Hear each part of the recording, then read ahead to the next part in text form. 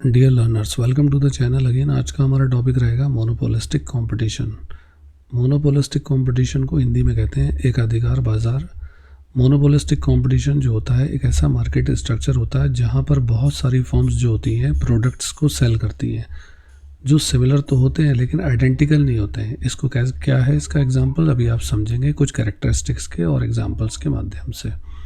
हर firm जो होती है उसके पास कुछ पावर होती है मार्केट में, यानी कि वो कुछ हद तक प्राइसेस को सेट कर सकती हैं, क्योंकि उनके प्रोडक्ट जो होते हैं वो काफ़ी अलग हो सकते हैं दूसरों के से। इसीलिए इसको हम कहते हैं एकाधिकार बाजार। अब ये कैसे होता है इसको समझिए। जो ये विभेदीकरण होता है यानी प्रोडक्ट को अलग अलग बनाया जाता है, वो कुछ क्वालिटी के आधार पर हो सकता है, ब्रांड, लोकेशन या किसी दूसरे गुण के हिसाब से हो सकता है।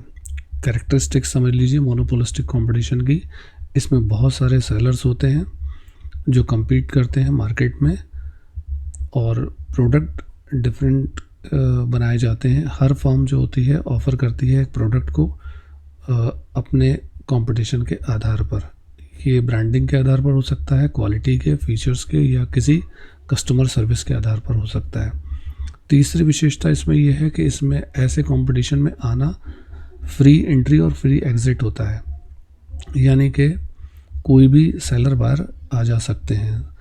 मार्केट पावर होती हैं लेकिन कुछ हद तक ही रहती हैं, यानी कि फर्म्स जो होती हैं उनके पास कुछ पावर्स होती हैं कि वो प्रोडक्ट जो उन्होंने अलग अलग बनाया है उसके आधार पर वो अपने प्रोडक्ट की प्राइसिंग को अलग अलग कर सकती हैं। फर्म्स जो होती हैं यह है नॉन प्राइस कंपटीशन। फर्म्स जो होती हैं अक्सर कॉम्पीट करती हैं एडवर्टाइजिंग के थ्रू, ब्रांड इमेज और प्रोडक्ट फीचर और किसी दूसरी क्वालिटी के आधार पर।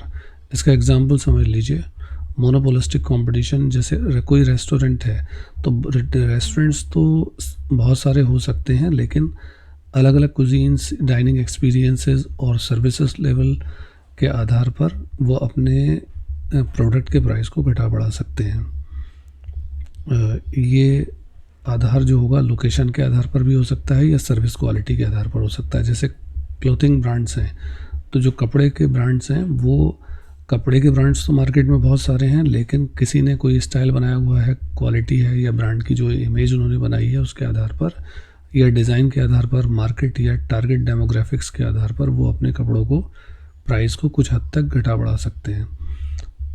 हेयर सलून हैं, बार्बर शॉप्स हैं, तो ये लोग भी क्या करते हैं, स्पेसिफिक इनके पास टेक्निक्स होती हैं या कस्टमर सर्विस या प्राइस या सैलून का जो उन्होंने इन्वायरमेंट बना रखा है उसके आधार पर शेविंग के या हेयर कटिंग इत्यादि के ये प्राइस घटा बढ़ा सकती हैं।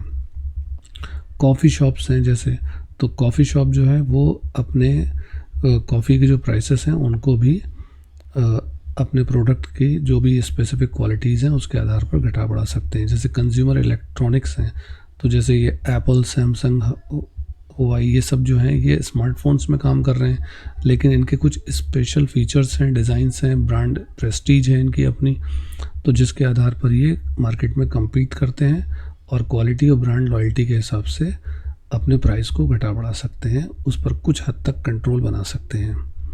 तो ये कुछ एग्जाम्पल्स और की कैरेक्टरिस्टिक्स हैं मोनोपोलिस्टिक कंपटीशन की। Thank you so much.